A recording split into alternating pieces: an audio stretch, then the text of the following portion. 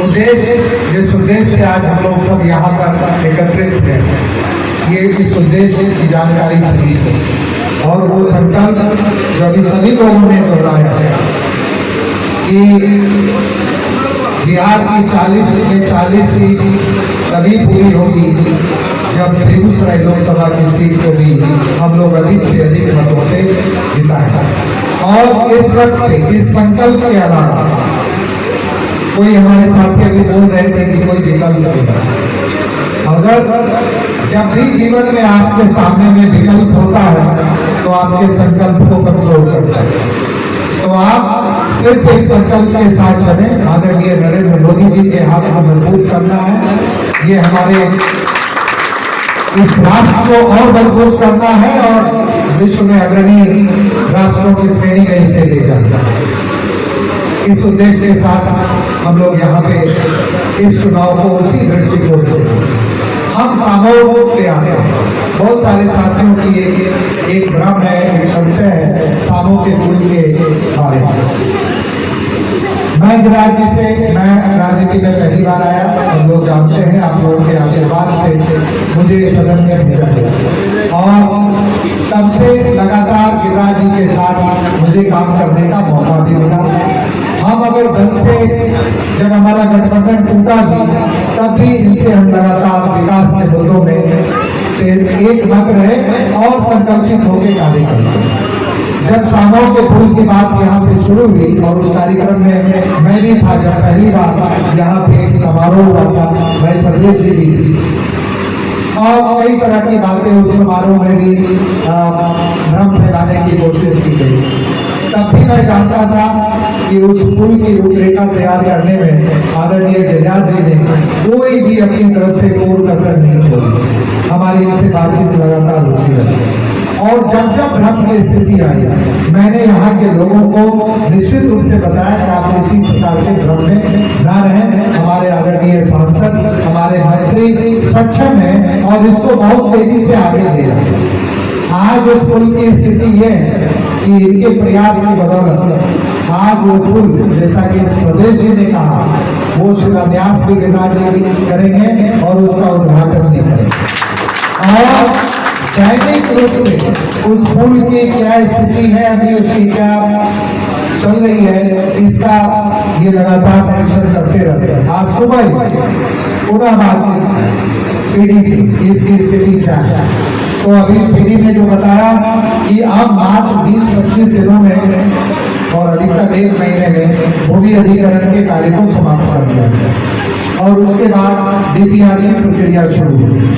भूमि अधिग्रहण के लिए जो राशि है वो जिले में आ चुकी है।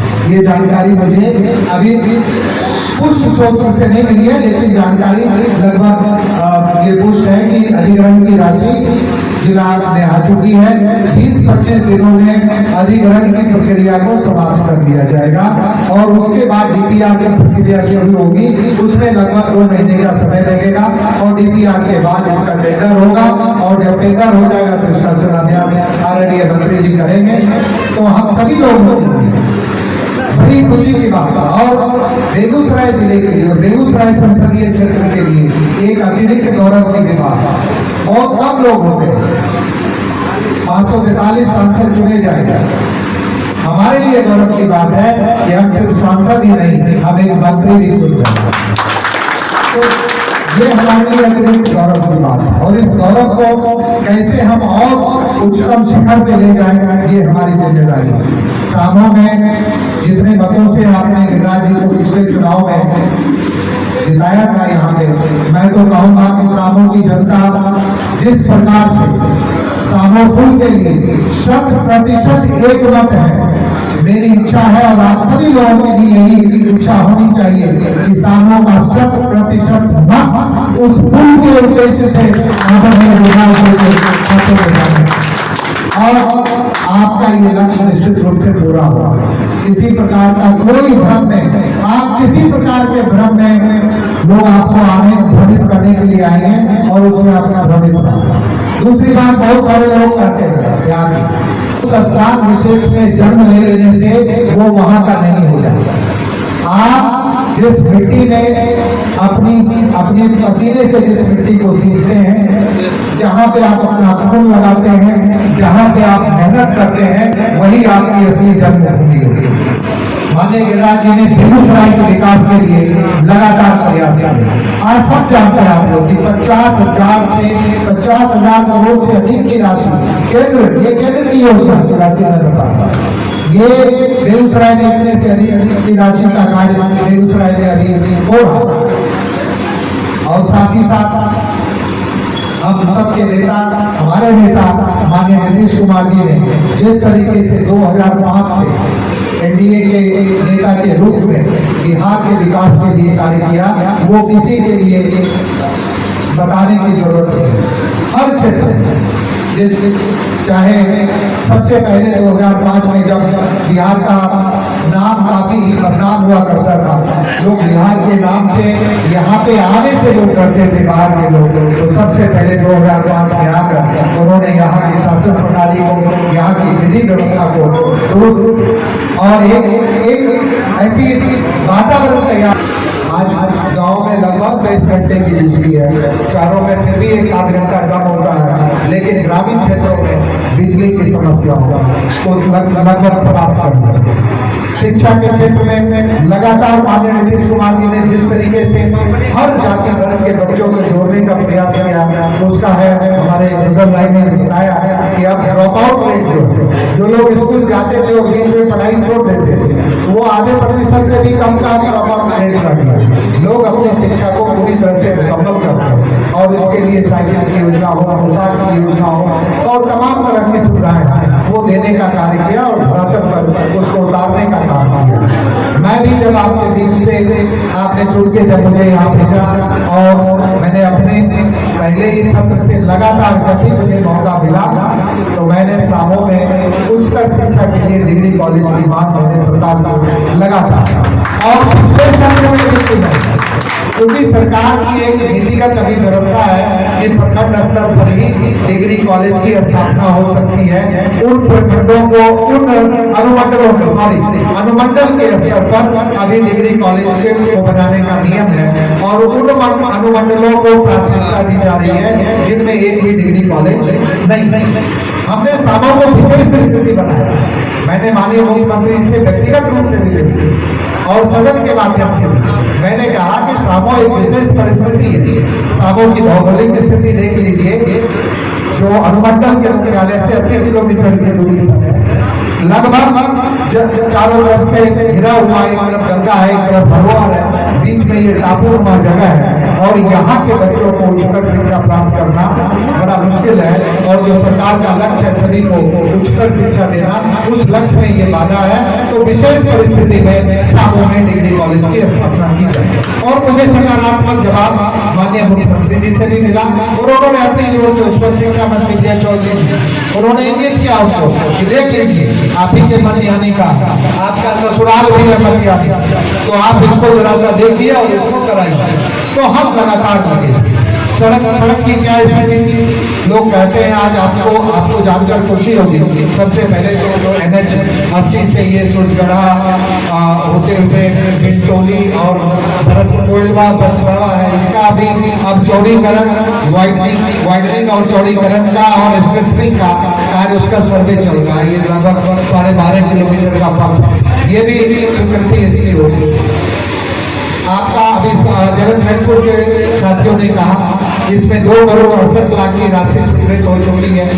भूमि अधिग्रहण की थोड़ी सी प्रक्रिया है, इसमें भूमि विवाद का उस अधिग्रहण की प्रक्रिया को किया जा रहा है। अधिग्रहण की राशि को भी जो पहले लगभग 42 लाख थी उसको हमने बढ़वा के उसको लगभग 1 करोड़ रुपए की राशि भूमि अधिग्रहण के उसको दिया जाए। तो वो कार्य भी अपनी समाप्ति की ओर है, निश्चित रूप से बहुत जल्द ही उसका भी टेंडर हो जाएगा। जहाँ तक बात है आपका एक और पद है आपका T21 सोनवर्षा और सिसबन्नी, लगभग ये दोनों मिलाकर 10.5 किलोमीटर का रोड है। इसका जो टेंडर भी हो चुका है, लगभग 10 करोड़ की राशि से इसका टेंडर हो चुका है।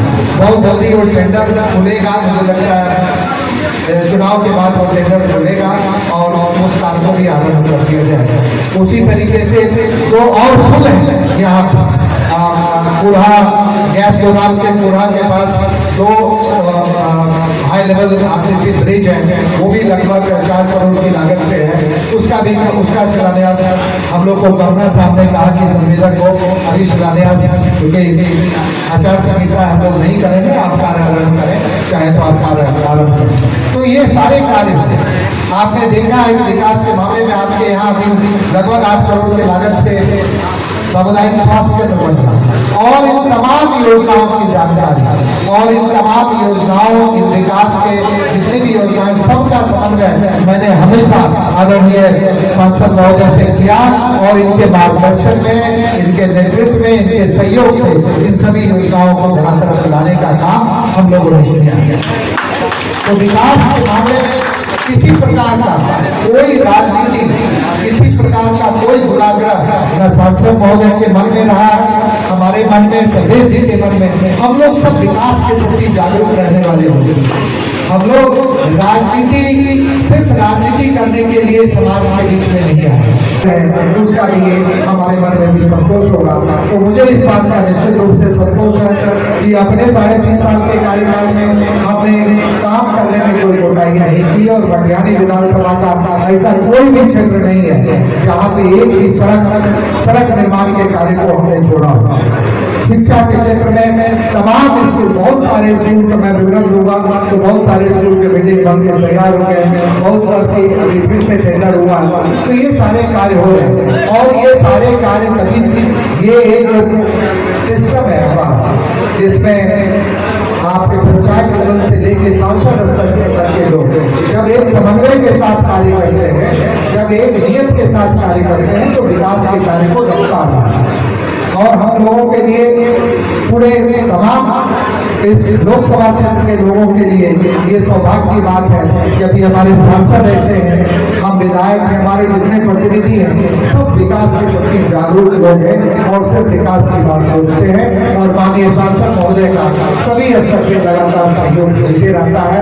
तो इसलिए आप सभी लोगों से आग्रह होगा कि ये सिर्फ बेगूसराय लोकसभा के सम्मान की बात है, ये सामों के, इस प्रखंड के सम्मान की बात है कि इस बार आप 100% कमल के बटन पर दें, और हम सब लोग मिलकर हर विधानसभा क्षेत्र में, हर प्रखंड, हर पंचायत स्तर पर जाकर हम लोग लोगों को ये सुनिश्चित निश्चित रूप से करेंगे कि इस बार आदरणीय गिरिराज जी भारत के जितने भी प्रत्याशी जीत कर जाएंगे, उनमें सबसे अधिक मतों से जीत के जाने वाले प्रत्याशी होंगे। और एक बार पुनः आप लोगों से कहूँगा, कोई भी भ्रम अपने दिमाग में, किसी भी प्रकार के भ्रम में नहीं रहिए। जब तक चुनाव होगा, आपके बीच में लोग आएंगे, तरह तरह का भ्रम डालने का कोशिश करेंगे, कभी सोशल मीडिया के माध्यम से, कभी अपने द्वारा भेजे गए कुछ लोगों के माध्यम से, उन सारी चीजों को भूल कर सिर्फ एक संकल्प पे ध्यान रखें कि आदरणीय नरेंद्र मोदी जी को ये चुनाव सही कानून लाएंगे, 40 सीट पर प्रधानमंत्री चुनाव लड़ना, और प्रधानमंत्री के हाथ को हमें मजबूत करते हुए अपने राष्ट्र को मजबूत करना है। और इस राष्ट्र की मजबूती में सामो प्रखंड की एक अहम भूमिका हो। अगर 100% मत यहाँ से गया, तो ये भी एक मिसाल होगा कि एक ऐसा प्रखंड भी है जहाँ पर 100% लोगों ने आदरणीय प्रधानमंत्री जी के पर विश्वास करते हुए उनके प्रतिनिधि को चुना है। बहुत बहुत धन्यवाद। ग्रामीण विकास मंत्री गिरिराज बाबू, माननीय विधायक ज्ञानी श्री राजकुमार सिंह, जिला अध्यक्ष उदय जी, दोषी स्नातक के MLC सर्वेश बाबू, हमारे जिला के जदयू के महासचिव गांधी जी, जिला अध्यक्ष उदय राय जी, डिप्टी चेयरमैन शैलेंद्र जी, हमारे ग्रामीण रामदास सहन जी, प्रखंड प्रमुख मनोज जी, और जितने भी पंचायत अध्यक्ष, प्रखंड अध्यक्ष, हमारे प्रखंड से आए हुए कोने कोने से सभी जनता जनार्दन को मेरा प्रणाम। सबसे पहले मेरा यही आग्रह है, बार बार आग्रह करता हूँ कि राजा को इतना वोट से जिता के भेजिए कि पूरे लोकसभा में, केंद्र में गिरिराज एक नंबर में रहेंगे। यही मेरा आग्रह है। सभी कार्यकर्ता से मेरा विनती है कि अपने अपने बूथ पर मेहनत करके अधिक से अधिक वोट से जिला में पूरे बेगूसराय का नाम रोशन कीजिए। इसी संकल्पों के साथ अपनी बात को